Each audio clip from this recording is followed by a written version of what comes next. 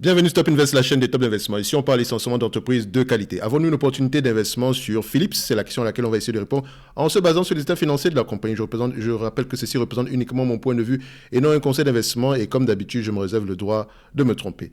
Donc, Philips, ici, vous savez à peu près quand on fait une recherche ici de manière quantitative, qu'est-ce qu'on regarde directement? On regarde à peu près déjà le revenu. D'accord? Quelle est la tendance des revenus? Est-ce que nous avons des revenus stables ou croissants? Ici, nous avons des revenus qui sont à peu près décroissants. Oui, ça se voit ici sur les 20 dernières années. On avait à peu près une trentaine de milliards. Aujourd'hui, on se retrouve à près de 17 milliards. Donc, vous allez vous dire ici que nous avons une compagnie qui est en pleine décroissance. Mais on va y revenir. OK? En supplément de ça, on regarde la marge brute ici. C'est bien. Si on a une compagnie décroissante, est-ce que la marge brute également suit son cours? Là, qu'est-ce qu'on a ici? La marge brute est à peu près stable, sinon légèrement croissante. Donc, ce qui me fait dire ceci. Comme je l'ai dit souvent, quand nous avons une entreprise en croissance ou une entreprise en décroissance, la vraie question, en fait, la question la plus importante, c'est le pourquoi. C'est le pourquoi. Parce que vu comme ça, quelqu'un va se dire, ah non, décroissance, je quitte. Non. En fait, c'est une compagnie qui est en plein changement. Elle a vendu certains segments d'activité. Avant, Philips, c'était quoi? Des ampoules, d'accord? C'était également, voilà, je sais pas moi, même pas que c'est encore des brosses à dents électriques, des rasoirs, et également, ils ont également le segment médical ici, donc le segment ici pour comment on appelle ça, pour le matériel médical, qui est un segment qui a des marges assez élevées ici. Donc, cette entreprise est en train de se transformer littéralement afin de se concentrer uniquement sur les segments où ces marges sont élevées. Donc, ce qui se passe, c'est quoi? On vend certains segments d'activité.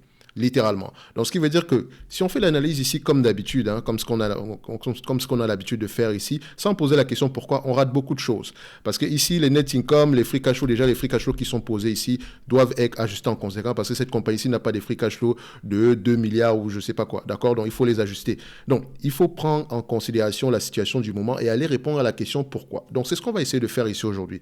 D'accord? D'habitude, je reste sur les chiffres ici. Donc, on va essayer d'aller répondre à la question pourquoi. Donc, le pourquoi déjà ici, c'est la vente de certains actifs. OK? Donc, je rentre dans les rapports financiers. Donc, je l'avais téléchargé ici. OK? Donc, ça, c'est le rapport financier de 2021. Ils ont sorti les rapports ici annuels, trimestriels pour le quatrième trimestre ici 2022, d'accord? Donc les rapports annuels également, qui ne sont pas extraordinaires, d'accord? Qui ont été malheureusement impactés ici par des éléments comme le besoin en fonds de roulement ou également les charges exceptionnelles ici liées à des dépréciations des actifs non intangibles, d'accord? Donc techniquement, ça c'est une charge non financière, mais c'est surtout cette partie-ci, donc le 800 millions ici qui a eu un impact assez négatif sur l'entreprise, ok? Si on prend également en considération les other liability, les interest pay, etc. Donc c'est surtout à ce niveau-ci qu'il y a un souci, d'accord? Donc cette entreprise-ci a connu une période assez difficile en 2022, ok? Donc elle s'est quand même réservé le droit de payer un dividende et voilà, de faire quelques acquisitions. Donc, on revient à ces niveaux-ci. Donc, je cherche dans cet élément-ci, donc celui de 2024, je cherche ce qu'on appelle divestiture, d'accord? Donc, ce que je vais faire ici, CTRL F, c'est en anglais malheureusement, divest, d'accord? Donc, j'ai déjà le mot en tête, divest. Donc, divestment, voilà. Donc, acquisition and divestment. Donc, vous voyez ici acquisition, on vous met tout ce qu'on a fait comme acquisition ici en 2021. Et divestment ici, vous allez voir que c'est tout ce qu'on a fait comme cession d'actifs, d'accord, en 2021. Vous voyez ici que on a vendu un segment ici qui s'appelle le segment Domestic Appliance Business. On a vendu ce segment-là à Hillhouse Investment à 2,5 milliards de dollars. Donc, vous voyez également ici, on vous explique à peu près quels sont les autres segments qu'on a vendus. Bref, on est en pleine transformation. D'accord? Donc, on est en pleine transformation. Vous allez vous poser la question de savoir, mais à la fin, quels sont les revenus auxquels je dois m'attendre? Quels sont les free cash flow auxquels je dois m'attendre? Ce qui est bien ici, c'est que je vous ai toujours dit, regardez le salaire du management. Regardez sur quoi est adossé le salaire du management. On va taper quelque chose on va taper free cash flow. OK? Sur free cash flow, on a 23 occurrences. OK? Je fais première occurrence ici. On va regarder ici les free cash flow. Alors, je cherche un élément qui va me permettre ici de pouvoir estimer les free cash flow. OK. Ça, vous regardez cette partie-ci. Donc, pour ceux qui vont lire les rapports financiers de cette compagnie-ci, donc ici, nous avons à peu près comment ça? Nous avons un mini cours ici, si vous voulez. OK? Donc, ça, c'est une mini-formation. Simple. Regardez. Quand vous allez regarder la rémunération du management, OK? Rémunération du management. Premier élément, déjà, ce qui me frappe, c'est surtout les compétiteurs. Boston, Becton et Dickinson, CNE, Danaher, etc. pour les compagnies américaines, d'accord? Et les compagnies européennes, on cite Alcon, Electa, Fresenius, Getin, je ne sais pas si on le lit comme ça, Siemens, ce sont les compagnies, ce sont des concurrents à Philips. Vous allez voir que la plupart sont dans le secteur médical. Ça vous dit également que cette entreprise-ci, si vous voulez l'évaluer, regardez le segment médical, mais au niveau de la vente du matériel médical ici, d'accord? Tous des appareils, etc. Donc, regardez ce segment-là. Donc, ça, je pense que c'est son industrie ici. Maintenant, parce que le management ne va pas être rémunéré moins que ce qu'un PDG équivalent touche dans une autre industrie, dans une autre compagnie qui fait la même chose. Mais en supplément de ça, le management est payé avec quoi? Donc, qu'est-ce que le salaire du management est adossé sur quoi? On vous dit ici que 30% du salaire du management, c'est par rapport aux revenus. 30% par rapport aux revenus comparable sell growth, donc la croissance des revenus par rapport à la période précédente. OK? Donc, ce n'est pas 30% de croissance, c'est-à-dire que 30% du salaire est ici. OK? Deuxièmement, on a 30% est sur l'EBITDA et 20% est sur le free cash flow. Et le total ici, le 80% ici, se représente à peu près le salaire variable. Donc, 80% du salaire du manager, des managers ou bien du PDG de cette entreprise-ci est basé sur des éléments qui sont variables. OK? Donc, au niveau de la croissance, d'accord, vous allez voir ici que le target, d'accord, le target ici est aux alentours de 2%. D'accord? Le maximum, c'est 4%. C'est-à-dire que quand vous atteignez le target ici, vous avez la possibilité d'avoir, je pense que c'est 100% si je ne me trompe pas, soit 100% ou 50%. Attention, bref, il faut aller regarder ça. Bref, c'est 2% ici. OK, il faudrait que j'aille regarder ça en profondeur ici. Donc, il donne généralement le détail par rapport à ça. Donc, 2%, c'est le target par rapport à la croissance. Donc, on devrait s'attendre à une croissance moyenne de 2%. OK, donc le management doit travailler pour avoir une croissance moyenne comparable, sans prendre en considération les acquisitions. Et attention, petit 1 est très important. Donc, l'année précédente, ici, dans 2020, donc pour je pense 2020-2021, ils ont atteint à peu près 0,3%. Croissance réalisée. Donc, on lui a donné à peu près 57,5% de la somme qui est destinée à cette partie-ci. Donc, il a touché 17% de son salaire, 17%. Au lieu d'avoir 30% ici, on lui a donné 17%. Maintenant, au niveau de l'EBITDA qui est Earning Before Tax et Amortization, intérêt, taxes et amortization, donc bénéfices opérationnels avant impôts, taxes et amortissements. OK? Donc, vous voyez ici, c'est également 30%. Le target ici est aux alentours de 11,3. OK?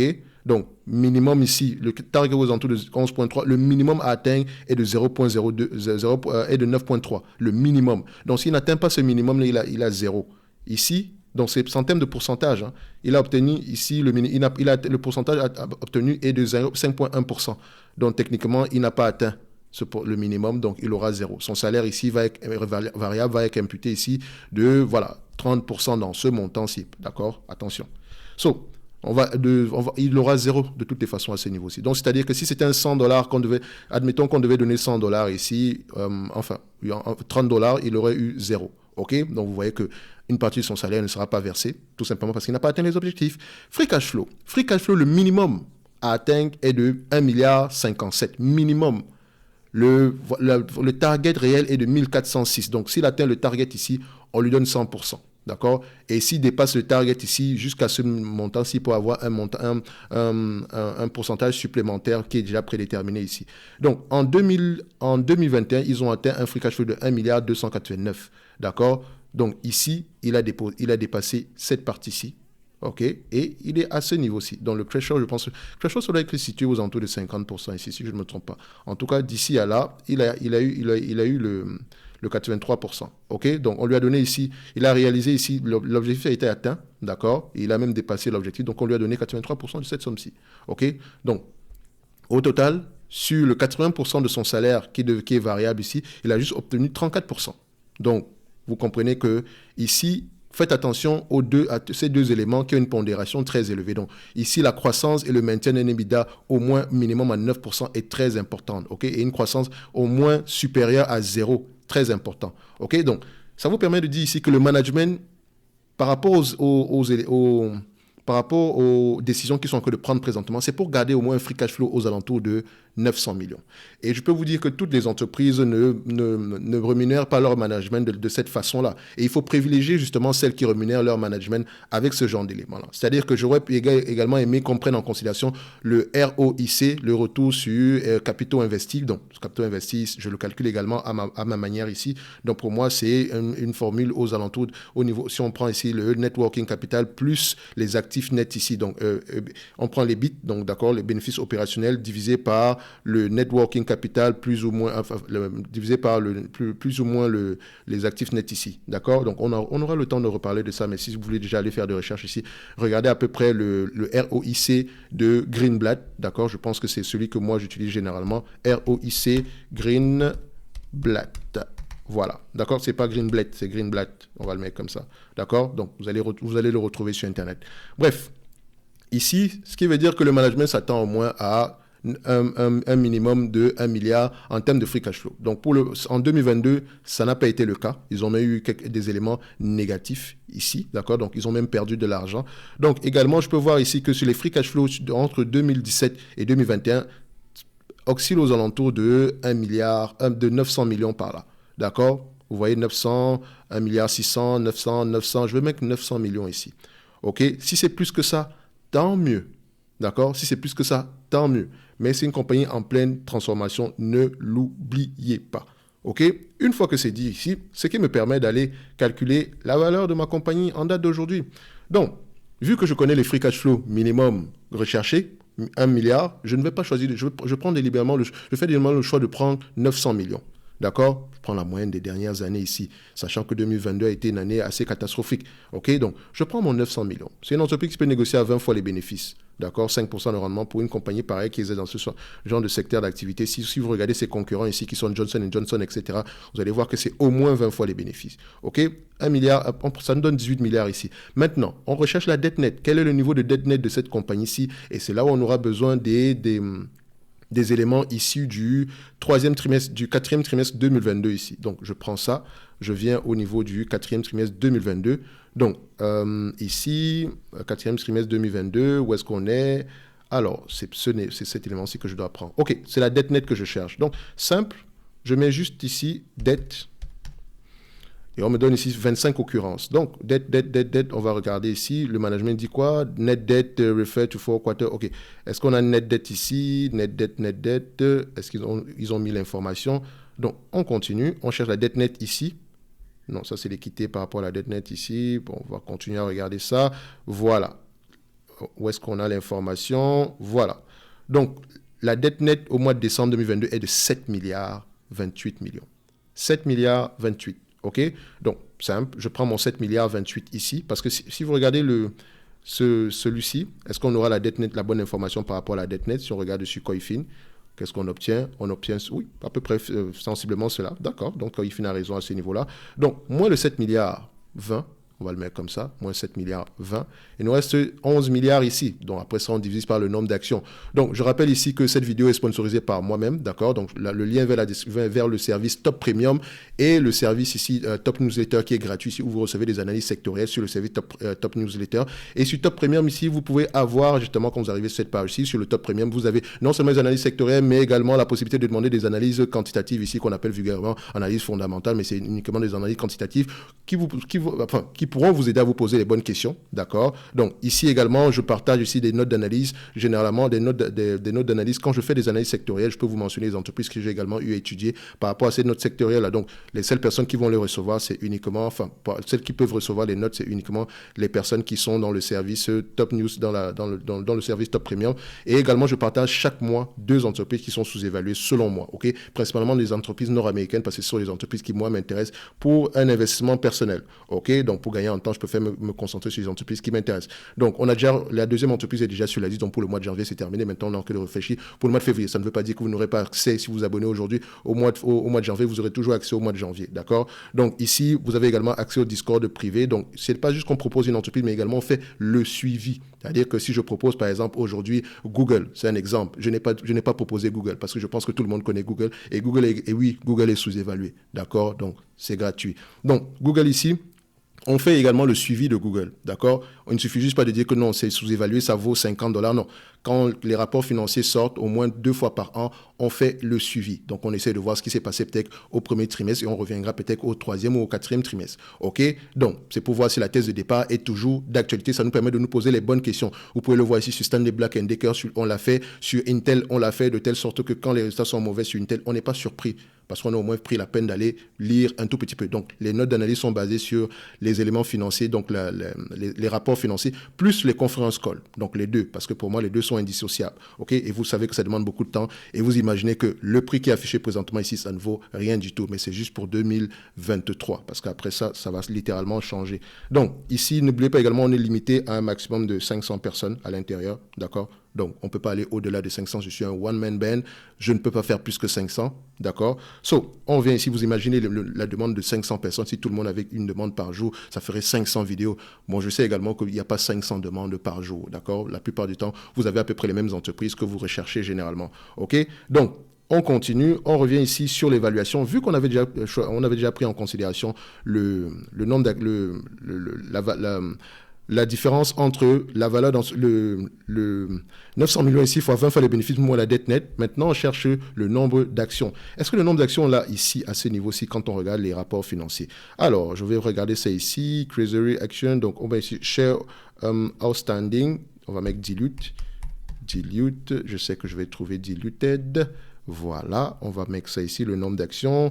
Où est-ce qu'on a le nombre d'actions ici? Alors, j'essaye de tout faire en regardant les rapports financiers parce qu'en fait, vous avez toute l'information à ce niveau-ci. Donc ici, with average number of common shares outstanding. OK. Donc, nombre d'actions ici disponibles au 31 du mois de décembre 2022, nous avons à peu près 881 616 000 actions. D'accord? Je l'arrondis à 882 millions. Et vous voyez ici qu'il y a une différence. Donc, l'entreprise a racheté ses actions. Donc, on peut également prendre avec précision ici, si vous regardez le Q4 2022, vous aurez à peu près 882,867 ici. Donc, voilà, on va se dire que je vais prendre le Q4 2022. On va le prendre ici, c'est mieux. D'accord? Parce que ça fait une certaine moyenne ici. Donc, ici, c'est le dernier trimestre, la dernière information qu'on a. OK? Vous voyez ici, comparé au quatrième trimestre ici, 2021, on a une différence. OK? Donc, on rachète également ces actions. Donc, je vais mettre ici pour rendu 883 millions. OK? Donc, 883 millions. Vous voyez ici qu'on a tout fait en regardant les rapports financiers. On n'a presque rien fait sur Coifin. Je divise ici par le 883 millions. Ça nous donne ici au total 12,43 €. Donc, cette compagnie-ci devrait valoir en date d'aujourd'hui aux alentours de 12,43 €. Attention, en date d'aujourd'hui, on n'est pas à 16 €. Je pense qu'on est à moins que ça parce que l'entreprise ici, vu qu'elle a publié ses résultats financiers hier, elle a dû avoir ici, voilà, le marché déprécie ici de 6,66 $. Est-ce que ça veut dire qu'on est surévalué? Non, cette entreprise est correctement évaluée. Pourquoi? Tout simplement parce que, regardez, si on vous donne le 900 millions ici en dividende, d'accord, par rapport à la capitalisation boursière que vous payez en date d'aujourd'hui, admettons qu'il n'y a pas de dette, d'accord, dans un environnement où il n'y a pas de dette, ok, ça donne ici à peu près un rendement de 6,44%. Ce qui nous permet de rebondir sur le dividende ici en lui-même qui est de 5,44%. Donc ce dividende-ci, il est safe. Et j'ai pris 900 millions. Je n'ai pas pris 1 milliard qui est le minimum attendu par le management, d'accord, le minimum attendu par les comment on appelle ça, le board de l'entreprise ici, donc pas le conseil d'administration. Donc, c'est le target ici du management qui est au moins d'1 milliard. Si on avait pris une valorisation, un free cash flow de 1 milliard, fois 20 fois les bénéfices, d'accord, moins la dette nette aux alentours de 7 milliards 20, d'accord, pas 7 milliards 20, moins la dette nette ici aux alentours de 7 milliards 20 millions, d'accord, moins 7 milliards 20 millions, d'accord, divisé par le nombre d'actions, on avait pris 883 millions d'actions, donc divisé ici par 883, donc on l'a arrondi bien sûr, ça donne ici au total 14,70 $, ok, donc 14,70 €. Donc, littéralement, on va se dire ici que l'entreprise est correctement évaluée. Parce que si on donne également le 1 milliard ici en termes de dividendes, d'accord, par rapport à la capitalisation boursière actuelle, on aura un rendement de 7,15%. Alors qu'en date d'aujourd'hui, on nous distribue à peu près 5,44% en termes de dividendes. Le dividende ici, il est safe. Mais je n'aime pas ce que j'ai vu au dernier trimestre ici, au point où l'entreprise, au lieu de racheter ses actes, au lieu de rembourser la dette, a préféré ici payer un dividende. Il n'y a pas de souci par rapport au paiement du dividende ici. Mais voilà, quand on ne rapporte pas d'argent, la meilleure chose à faire généralement également, c'est de couper ce dividende-là. Sauf si elle sait que, bon, de toutes les façons, elle pourra survivre dans le futur. Je ne pense pas que la survie de cette entreprise ici est menacée, d'accord? La survie de cette entreprise n'est pas menacée, d'accord? Mais, ça me prête... moi, je ne suis pas quelqu'un de très attaché aux dividendes, d'accord? Tout simplement parce que je pense que si l'entreprise est bien gérée, les bénéfices nets ou les free cash flow continuent à augmenter année après année, juste l'appréciation du prix ici va tout faire, d'accord? Rachat d'actions est préférable ici pour moi, d'accord? Donc ici, pour ceux qui recherchent un dividende, ce dividende-là, il est safe, je ne dis pas le contraire, ok? Maintenant, ce dividende, est-ce qu'il est versé depuis plusieurs années? Est-ce qu'il a l'air d'être stable année après année? Oui, d'accord? Il est stable année après année, c'est depuis 1995 en tout cas, sur ces éléments-ci. Donc, malgré cette baisse-ci, on a une augmentation du dividende ici, d'accord? Mais également, voilà, c'est une entreprise qui est également en plein changement. Donc, le Philips de 2001, ce n'est pas le même Philips d'aujourd'hui. D'accord? Il y a certains segments ici qui n'existent plus ici aujourd'hui. Et si on avait les mêmes segments à cette période-ci, peut-être qu'on aurait même eu une croissance. Donc faites attention à ça. C'est pour ça que quand vous regardez les rapports financiers, les états financiers, ils sont incomplets si vous ne répondez pas à la question du pourquoi. OK? Donc on les regarde ici pour se poser les bonnes questions. Et une fois qu'on rentre dans les rapports financiers ici, on va rechercher les réponses. Donc ici, on a pu travailler ici avec les rapports financiers. Je vous ai montré à peu près comment faire pour rechercher ici les concurrents, comment faire pour savoir à peu près dans quelle industrie on se retrouve ici, même si on l'a fait très rapidement. Comment faire à peu près pour savoir quels sont les objectifs du management ici. Vous pouvez voir, regarder le salaire du PDG, etc. Donc, on va se limiter là. Un like, un abonnement, ça fait toujours plaisir. Et on se donne rendez-vous soit dans le top premium ou dans la top newsletter ou encore en commentaire sous la prochaine vidéo. Merci.